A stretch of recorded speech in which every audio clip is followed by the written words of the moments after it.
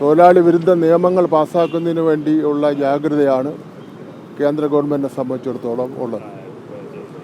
കേരളത്തിൽ തൊഴിലാളി വിരുദ്ധ നിലപാട് സ്വീകരിക്കുന്ന തൊഴിൽ നിയമങ്ങൾ നടപ്പിലാക്കുന്ന പ്രശ്നമേ ഇല്ല എന്നുള്ള കാര്യം തൊഴിൽ മന്ത്രി എന്നുള്ള നിലയിൽ ഞാൻ വ്യക്തമാക്കിയിട്ടുണ്ട്. അപ്പം അതുകൊണ്ട് ബഹുമാനപ്പെട്ട കേന്ദ്ര ഗവൺമെൻറ് തൊഴിലാളികളെ വിളിച്ച് സംസാരിക്കണം. എത്ര സംസ്ഥാനങ്ങളിൽ പരിപൂർണമായി പണിമുടക്ക് നടന്നു എന്നുള്ളതല്ല പ്രശ്നം.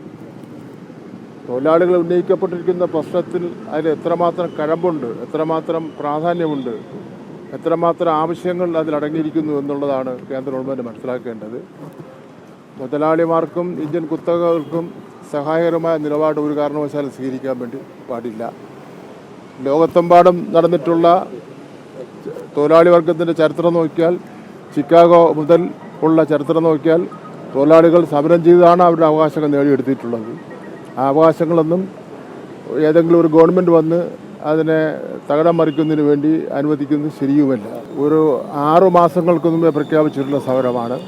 ഒരു പ്രാവശ്യം സമരം മാറ്റിവെച്ചിട്ടുള്ളതാണ്. അപ്പോൾ അതുകൊണ്ട് ബോധപൂർവം സമരക്കാർ യാത്രക്കാരെ ദ്രോഹിക്കുന്നു എന്ന് പറയുന്നതിന് വേണ്ടി കഴിയില്ല. കാരണം 6 മാസങ്ങൾക്ക് മുമ്പ് പ്രഖ്യാപിച്ചിട്ടുള്ള സമരമാണ്.